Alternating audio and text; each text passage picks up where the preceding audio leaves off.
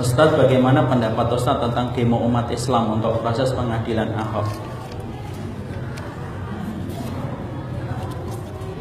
Sesungguhnya gini, kita bagi menjadi beberapa item terperinci. Jangan menyikapi satu masalah dari satu pendapat dan satu pembahasan, tetapi kita harus membagi menurut pendapat-pendapat sesuai dengan perincian yang ada.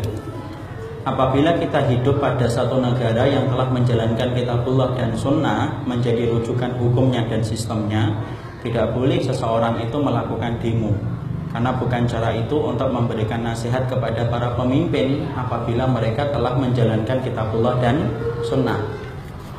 Tetapi walaupun hal ini disampaikan oleh para ahlul ilmi, bukan berarti pendapat ini berdiri sendiri. Sesungguhnya ternyata pendapat ini disertai dengan pendapat-pendapat yang mengatakan boleh berdemo apabila konteks masalah yang terjadi adalah masalah yang besar. Dari mana dalilnya itu kemudian diambil? Dari salah satu kejadian yang terjadi kepada kehidupan para ulama-ulama besar. Pada tahun 4 Hijriah ada sebuah kejadian penghinaan kepada Rasulullah SAW dan adanya kemaksiatan yang tersebar di mana-mana.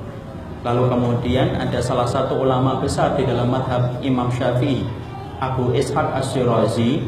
Itu kemudian beliau mengadakan demonstrasi, mengajak seluruh komponen masyarakat untuk menyampaikan keberatan mereka terhadap praktek kemaksiatan yang menyebar, dan kemudian mereka meminta supaya kemaksiatan itu ditutup dan tidak diberikan kembali akses dan tidak diberikan fasilitas. Dan sesungguhnya demo itu dilakukan oleh seorang ulama besar dalam madhabnya Imam Syafi'i, Abu Ishaq Ash-Shirazi. Keterangan ini mampu kita rujuk dalam kitabnya Imam Ibnu Qayyim, di mana beliau menyampaikan tentang masalah ini dan mengabadikan kisah ini. Dan kisah ini pun kemudian terulang kembali pada zaman Imam Ibnu Taimiyah rahimahullah ta'ala. Ada seseorang kafir yang menghujat Rasulullah, namanya Asaf kalau tidak salah. Maka kemudian Imam Ibnu Taimiyah bersama dengan Ibnu Faruqi, dua ulama besar, mendatangi penguasa untuk menyatakan kecemburuan mereka ketika mendapati Nabi yang mereka cintai itu dihujat. Maka kemudian karena para umat itu melihat Imam Ibnu Taimiyah rahimahullahu ta'ala dan Ibnu Faruqi itu menyatakan keberatannya kepada para penguasa, maka kemudian akhirnya penguasa itu berkata, gara-gara kalian berdua ini, umat ini menjadi cemburu dan menjadi marah atas perbuatan Asaf ini. Maka akhirnya Imam Ibnu Taimiyah dipenjara bersama dengan Ibnu Faruqi. Tapi kemudian akhirnya keberatan yang disampaikan oleh Ibnu Taimiyah bersama para pengikutnya menjadikan Asaf ini ketakutan dan akhirnya dia masuk Islam. Maka kemudian sampai ketika dia sudah masuk Islam, dia berusaha untuk meninggalkan kaum muslimin karena dia ketakutan dengan ancaman yang ada. Maka kemudian di tengah perjalanan dia ditemui oleh seorang muslim, dibunuh. Sampai lahirlah kitab yang disusun oleh Imam Ibnu Taimiyah, As-Sarimil Maslul ala Syatimir Rasul, pedang terhunus bagi orang yang berani untuk mencela Nabi SAW. Perbuatan ketika dibunuhnya Asaf tidak diingkari oleh Imam Ibnu Taimiyah rahimahullah ta'ala. Dua kejadian ini menjadi rujukan bahwasanya diperbolehkan seseorang itu untuk melakukan demo selama ada kemaslahatan besar yang terjadi dengan adanya itu. Pertanyaan ini kemudian disampaikan kepada salah satu masyayikh yang kemudian mengajar di Ummul Qura, yaitu adalah Ad-Damiji. Ketika kemudian Syekh Shalih Fauzan Ad-Damiji yang mengarang dan menyusun kitab Imam Mabul Ulama, beliau mengatakan, sesungguhnya kalau kalian hidup di satu negara yang tidak menjalankan kitabullah dan sunnah dan memang memperbolehkan demo, silakan berdemo kalau memang itu diberikan izin akses, selama tidak dalam kondisi merusak, tidak dalam kondisi membawa kekerasan, dan demo itu memberikan ketakutan bagi orang-orang kafir supaya tidak mengulang perbuatan mereka kembali yang menistakan agama Allah dan menistakan kebenaran. Itu ulama besar, Ad-Damiji ini ulama besar beliau. Maka kemudian disampaikan itu oleh beliau dan ini menjadi rujukan. Ya, apabila kemudian itu dalam konteksnya apabila negara itu menjalankan kitabullah dan sunnah. Kalau negara itu tidak menjalankan kitabullah dan sunnah, tetapi menjalankan demokrasi, sekulerisme, dan di situ memang memperbolehkan, loh yang salah apa? Tidak ada yang salah kan berarti, selama kemudian tidak merusak dan tidak membawa kemudaratan yang lebih besar. Cuma catatan yang perlu diperhatikan, kalau kemudian kita berdemo, Tidak usah kita menghujat sampai kemudian terlalu berlebihan dan melampaui batas. Kemudian tidak perlu campur aduk antara laki-laki dan perempuan. Perempuan itu tempatnya bukan di jalan. Yang keluar itu cukup laki-laki saja. Perempuan-perempuan itu fitrahnya di rumah. Allah berfirman, wa qarna fi buyutikunna. Sesungguhnya perempuan itu di rumah saja. Sholat wajibnya perempuan aja di rumah kok. Maka kemudian bagi perempuan, kalau saya melihat dari umumnya surat Al-Ahzab itu, perempuan tidak perlu keluar rumah. Jadi masalah demo itu ternyata penjelasannya sangat panjang, tidak sesederhana yang sering kita sampaikan atau yang sering didapatkan. Kadang-kadang sedih kita. Ada orang yang begitu gampangnya kemudian menyebut bahwasanya orang yang demo itu khawarij. Loh, sejak kapan kata khawarij itu disematkan kepada orang yang hanya demo? Itu terlalu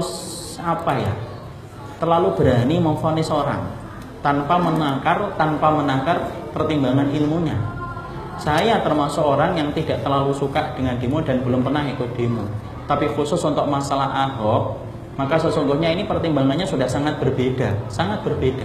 Karena kalau kemudian kita diamkan, orang-orang semacam ini akan lahir kembali dalam panggung-panggung kehidupan kita ketika merasa tidak ada yang membela.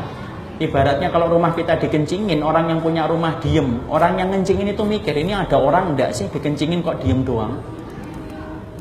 Jadi kemudian harus menunjukkan apa yang bisa menggetarkan musuh-musuhnya Allah itu bagaimana. Dengan catatan tadi, tidak ada ikhtilat, tidak ada pengerusakan, tidak dengan kekerasan, tidak menghujat berlebihan. Memberikan kekuatan bahwasanya kita ada siap untuk membela kalimat Allah dan siap untuk membela kalimat Rasulullah SAW. Jadi tidak sesederhana langsung mengatakan itu bukan sunnah. Kadang-kadang yang mengucapkan dengan gampang, padahal tidak merujuk kepada rujukan banyak ulama. Kalaupun kamu tidak setuju, tidak usah menjadi minyak yang membakar hati kaum muslimin. Jadi kemudian kalau memang kita belum siap atau belum setuju, setidaknya kita tidak terlalu menyalahkan. Orang yang kemudian berdemo tidak usah terlalu menyalahkan yang tidak berdemo, dan orang yang tidak berdemo tidak usah terlalu menyalahkan orang yang berdemo. Karena apa? Karena sesungguhnya demo kemarin ditunjukkan untuk menunjukkan kepada orang kafir, jangan ulangi kembali kata-kata semacam itu. Karena kami adalah keturunan Umar bin Khattab kami ini. Kami ini keturunan Umar bin Khattab, kami keturunan Hamzah bin Abdul Muthalib. Apalah arti nyawa kalau memang diperlukan ketika kami menjadi penerusnya Umar bin Khattab radhiyallahu anhu. Kira-kira kalau Umar bin Khattab hidup, kira-kira Umar bin Khattab diam atau tidak diam? Nah, sudah kan dijawabkan. Jadi inilah yang kemudian harus kita ini. Tapi kalau saya, sekali lagi saya mengingatkan, untuk yang wanita tidak usah keluar, tidak usah ke jalan. Yang namanya wanita sebanyak apapun tidak melahirkan rasa takut.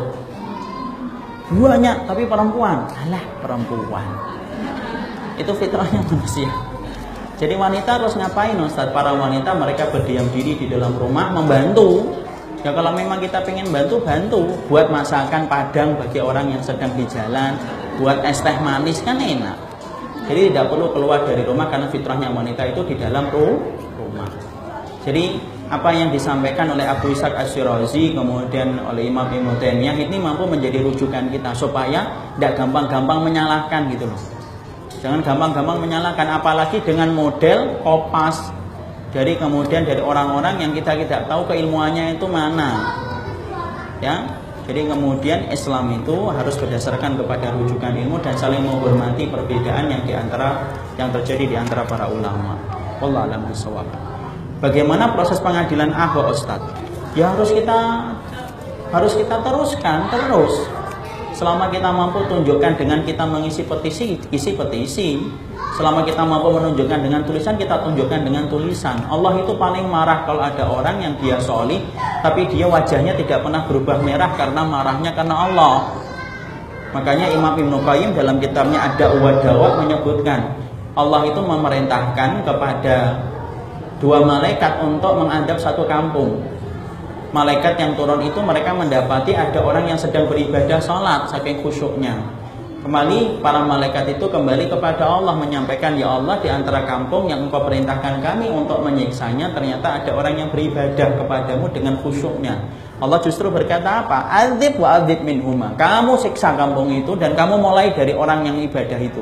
Kenapa? Karena wajahnya tidak pernah berubah merah karena kemarahan ketika kemaksiatan dijalankan di sekitarnya. Itu namanya rasa cemburu, ghirah. Namanya ibu kalau cinta sama suami, ketika suaminya diejek sama orang, walaupun ibu sering mangkel sama suaminya, itu pasti akan membela. Bagaimanapun suami saya, walaupun pesek, itu tetap suami saya. Itu namanya ghirah, itu namanya ghirah, cemburu karena Allah. Sama, kalau kita betul-betul cinta sama Allah, maka ketika aturan Allah dilecehkan dan kemudian dihinakan, maka kita itu pasti refleks marah. Kalau tidak punya marah, justru mati hatinya, dan itulah yang menyebabkan Buya Hamka mengatakan dikafani saja itu orang semacam itu. Kenapa? Tidak punya lagi iman di dalam hatinya.